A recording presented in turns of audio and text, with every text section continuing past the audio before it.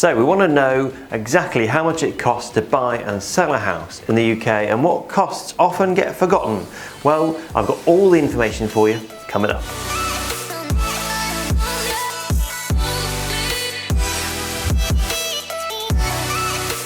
Hey everyone, welcome back to the channel. My name is Adam. I'm an expert mortgage broker, and today I'm talking all about costs, how much it costs to buy and sell a house. And if you stay watching until the end, I've got some examples for you to go through that may well be the same as your situation. Now, as always, if you find today's video useful, give us a thumbs up, subscribe to the channel. There's new content coming all the time and it really helps to know what people enjoy. So we start the buying process the same as always, the same as all my other videos, and we talk about affordability. That's our starting point. So whether you're looking to buy a house or whether you're selling and buying at the same time, we've got to start with affordability. How much can you borrow and how much your house is worth as well if you're selling.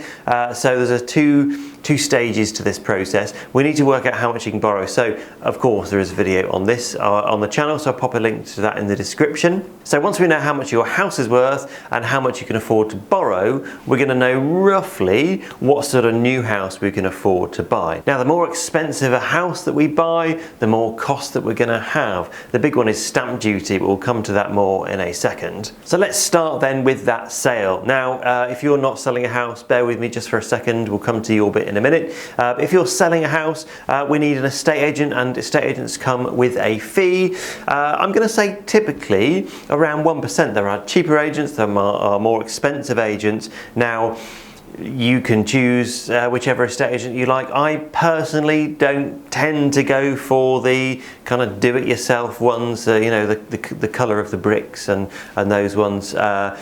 If the market is crazy, which it has been, I suppose, if the market is crazy and you can just put your house on Rightmove and someone will want to buy it, then maybe that works. But in normal times, when actually you need a human to think about who might like your house, then you're going to need a proper estate agent. If you want to get top money for your property, it needs marketing well. Perhaps we should do another video on this another day. If you want me to do that, drop us a comment. But if you want to get top money for your property, it needs excellent marketing. It needs good people to show it off to people. And you don't get that by going with those sorts of agents online.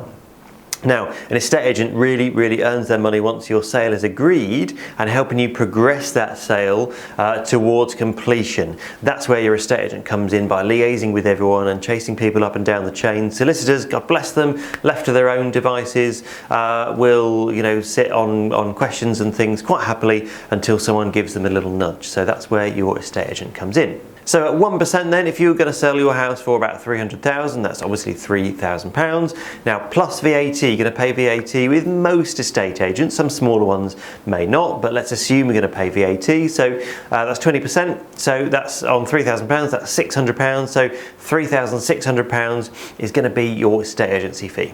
Then let's go to solicitors. Now, if you are just buying, you're back in the room, this is you too. So you always will need a solicitor to help you sell and to help you buy a property. Always want to use the same one if you're doing both at the same time, selling and buying. Don't use different solicitors. That's just another layer of communication that needs to happen. So solicitors. Now, for a sale, I would normally allow about £1,000 or so. That's a typical amount for a sale. And for a purchase, I'm going to say about £1,500. But the more your property is worth, the more that figure is going to go up. So if we're selling and we're buying all at the same time, we probably want to allow at least £2,500, maybe towards £3,000.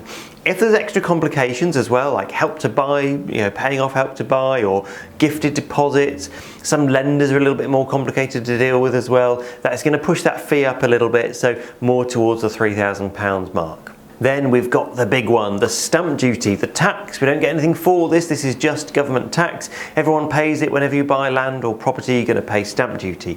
Now, first time buyers, good news for you, you don't pay stamp duty on properties up to £300,000. So that is really good. That's not going to cost you anything. If you're not a first-time buyer, you currently own or you've owned a property before, let's not worry too much about that right now. So if you have owned another property in the past, you're going to pay stamp duty. You're going to pay nothing on the first £125,000. So stamp duty numbers then, if you are buying for less than £125,000, you won't pay any stamp duty at all. So nothing on the first 125, then from 125 to 250, that's 2% of the difference. So up to 250,000, that's 2,500 in total. Over 250, then we get to 5%, and then that bracket lasts a long time. So 5% of the difference. So if you're buying a house at £400,000, that's £10,000 of stamp duty. Unless you're a first-time buyer, if you're a first-time buyer, that's only £5,000 of stamp duty. So that's a good thing. Now, loads of people forget the next one, not forget necessarily, but we don't factor it in always to the cost, and that is removals. Now, if you've got yourself and your sofa, a bed and a TV to move, you'll probably be okay hiring a van, and that's what, £50, £100 maybe for a day or a weekend, a little bit more, maybe a couple of £100. That's okay.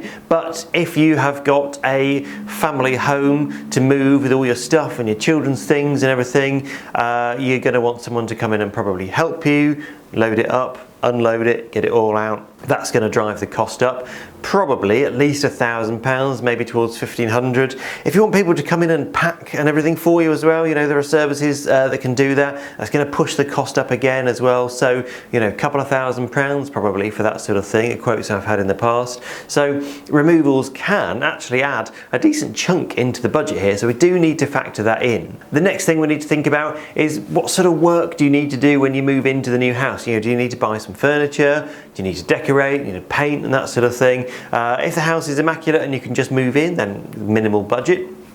If though you want to do some work, then we need to leave some money aside in the budget figure for that. Then sometimes we can think about some other little tiny bits like connecting utilities and things. You know, if there's no phone line in there, BT might charge you a few quid to do that. You know, so there might be a sort of couple of £100 of kind of miscellaneous costs. If you might want to redirect your post as well, that comes at a cost. So there's a few £100 of miscellaneous bits and pieces.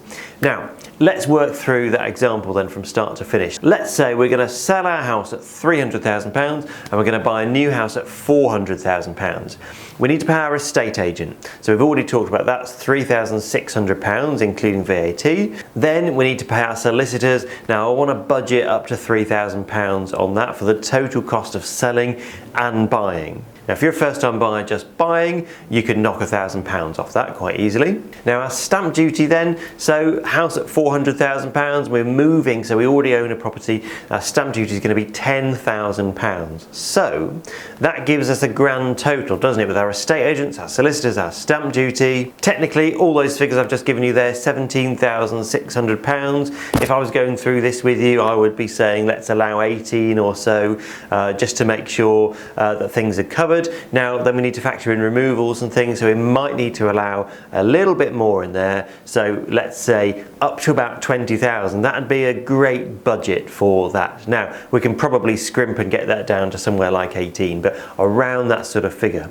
Now if you're a first-time buyer watching this video and you're in that same boat but just buying, then the good news is the fees and the costs, because we're going to lose a load of stamp duty, we're going to lose estate agents and things, so you can buy that house at £400,000 for more like £8,000 in fees. So that's quite a big difference between selling and buying. So fairly quick video today on the fees and the costs. Those are all the main ones that we need to think about. If you want to go through your individual fees and costs for your circumstances, then there is a little link in the description below to get in touch with us. You can book an appointment straight in our diary. Go and check out our website for a little bit more information about who we are, what we do and how we work. Until then, I will see you on the next video. Take care.